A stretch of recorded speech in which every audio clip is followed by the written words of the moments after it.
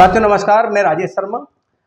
आज हम लोग बात करते हैं कि पश्चिम उत्तर प्रदेश में गुर्जर समाज चूँकि बड़ा सेगमेंट है और राजनीति में गुर्जर समाज का अपना वजूद है। तो हमें लगता है कि आजकल गुर्जर समाज उन्हें लगा कि जो उनके अधिकार हैं जनसंख्या के अनुसार सरकार से पॉलिटिकल पार्टी उन्हें मिल नहीं रहे। तो आज एक बड़ी प्रेस कॉन्फ्रेंस की गई मेरठ में, जिसमें वेस्ट यूपी के बड़े नेता थे और 28 अक्टूबर को एक बड़ा सम्मेलन मेरठ में चौधरी चरण सिंह विश्वविद्यालय में नेताजी सुभाष चंद्र प्रेक्षागृह में होने जा रहा है। तो आज चूँकि वरिष्ठ पत्रकार डॉक्टर रविंद्र प्रताप राणा जी हमारे बीच हैं, आप उसमें थे प्रोग्राम में।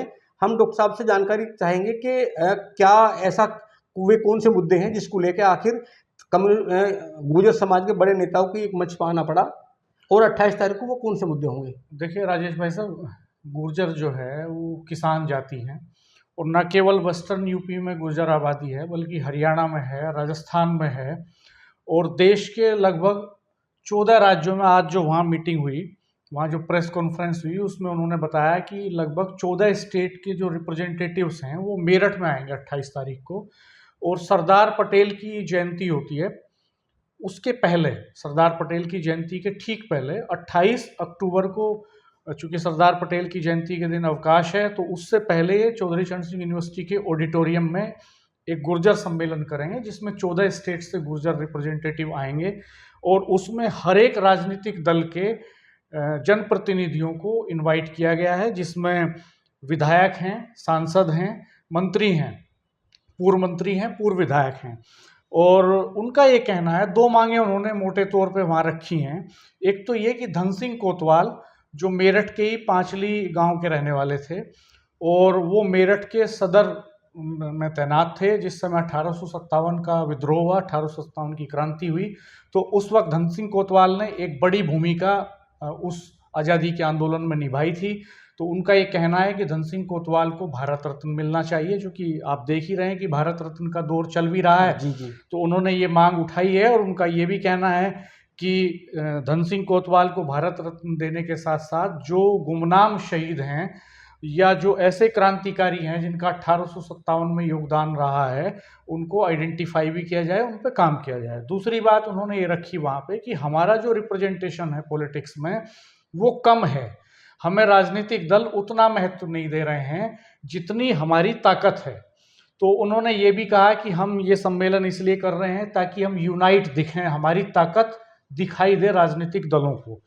और उन्होंने कहा कि हमें राजनीतिक दलों ने बनाते हैं, यूपी सरकार में बनाते हैं तो राज्य मंत्री बनाते हैं, कैबिनेट मंत्री नहीं बनाते, और हमारे रिप्रेजेंटेटिव्स को सेंट्रल गवर्नमेंट में भी कैबिनेट मंत्री का दर्जा नहीं दिया जाता। तो उन्होंने कहा कि एक तो हमारी मांग ये है कि जो भी हमारे राज्य मंत्री हैं उनको कैबिनेट का दर्जा दिया जाए, दूसरा विधानसभा में और पार्लियामेंट में ज़्यादा से ज़्यादा टिकट दिए जाए हमें। तो एक राजनीतिक हिस्सेदारी बढ़ाने की लड़ाई उनकी है। इन दो तीन मुद्दों के इर्द गिर्द वहाँ उन्होंने बातचीत की।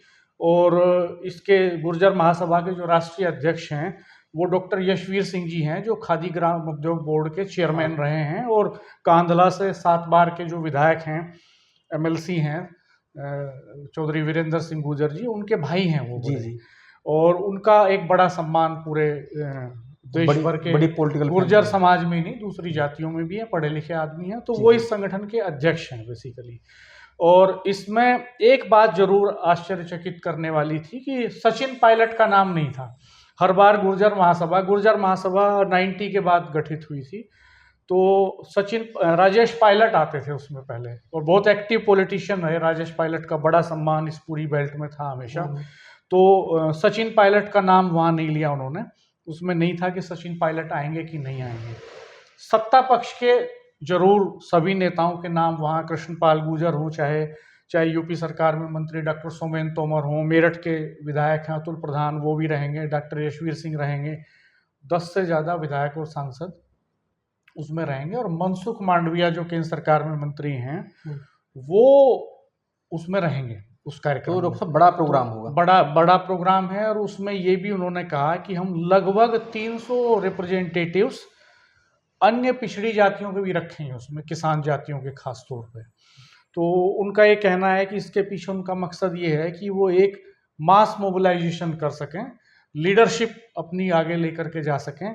मतलब कुल मिला के चल ये रहा है कि पिछले काफ़ी समय से जो जातियां हैं उनके भीतर एक छटपटाहट है कि वो अपने आप को एक्सप्लोर करें, लीडरशिप कैप्चर करें, अपने अपने को आर्थिक तौर पे सबल बनाएं। और इस ये कवायद, ये छटपटाहट हमें अति पिछड़ी जातियों में दिखाई देती है। तो सब राजेश, जब सचिन पायलट की बात नाम आता है तो हमें लगता है कि जब उत्तर भारत में कोई बड़ा मूवमेंट होता है या कोई बड़ी सभा होती है गुर्जर समाज की, तो हमें लगता है कि सचिन पायलट को इसमें इग्नोर नहीं किया जाता। क्या कोई पॉलिटिकल वजह है कि सचिन पायलट को इसमें ना बुलाया जाए?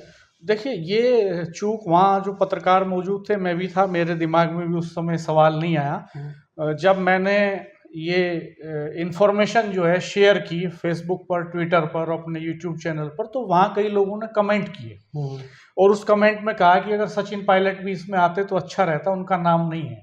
तो वहीं से ये सवाल मेरे दिमाग में भी उपजा, उससे पहले ये सवाल नहीं था मेरे दिमाग में।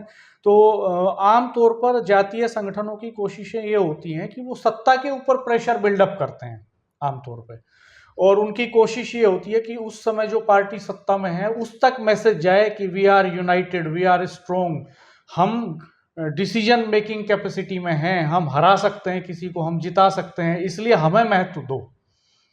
ये सारे जातीय संगठनों की कोशिश होती है। ये हमने देखा कि इधर इस तरह की पंचायतें जाट भी करते रहते हैं, इस तरह की पंचायतें ब्राह्मण महासभा भी आमतौर पर करती रहती है, इस तरह की पंचायतें वैश्यों में भी होती हैं, हालांकि वो रिफाइंड तरीके से मिडिल क्लास के लोग हैं तो उस तरीके से करते हैं।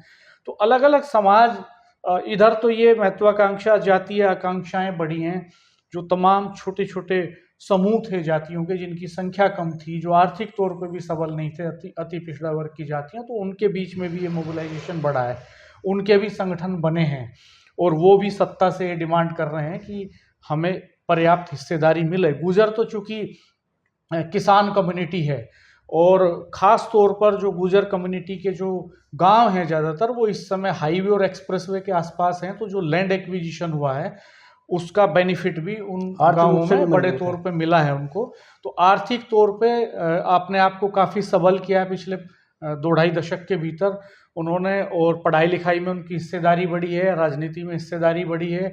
वो ये चाहते हैं कि ये सिलसिला और तेज हो, उनको राजनीति में और ज़्यादा मजबूत हिस्सेदारी मिले, उनको एजुकेशन में और ज़्यादा हिस्सेदारी मिले, वो इकोनॉमी में बड़ा रोल प्ले करें। तो इसीलिए ये वो 28 तारीख को मौका, चूँकि सरदार पटेल, भारत रत्न सरदार पटेल बड़े नेता हैं, आज़ादी के समय से वो उनकी एक बड़ी भूमिका रही है, गृह मंत्री रहे वो देश के पहले, तो उनकी जयंती के पहले ये कार्यक्रम इस तरह का गुर्जर महासभा पहले भी करती रही है। आज डॉक्टर साहब, चूंकि बड़ी प्रेस कॉन्फ्रेंस थी, उसमें बड़े लोग थे और प्रेस कॉन्फ्रेंस में क्या निर्णय लिया गया, हालांकि बहुत सारे मुद्दे उनके पास हैं। 28 अक्टूबर को जब मेरठ में चौधरी चरण सिंह विश्वविद्यालय के नेताजी सुभाष चंद्र बोस प्रेक्षागृह में जब ये प्रोग्राम होगा तो हमें लगता है कि प्रोग्राम भव्य होने वाला है। डॉक्टर साहब आपको बहुत बहुत धन्यवाद। और ये देखने वाली बात होगी कि अब यूपी का विधानसभा उपचुनाव है, उसके ठीक पहले सम्मेलन हो रहा है, गुर्जर सम्मेलन, और इसके बाद फिर यूपी के विधानसभा चुनाव भी होने वाले हैं आने वाले समय में। तो क्या उसके पहले बाकी जातियों के सम्मेलन भी इस तरह से बढ़ते हैं, उनके क्या इम्पैक्ट होते हैं, देखने वाली बात। डॉक्टर साहब आपको बहुत बहुत धन्यवाद।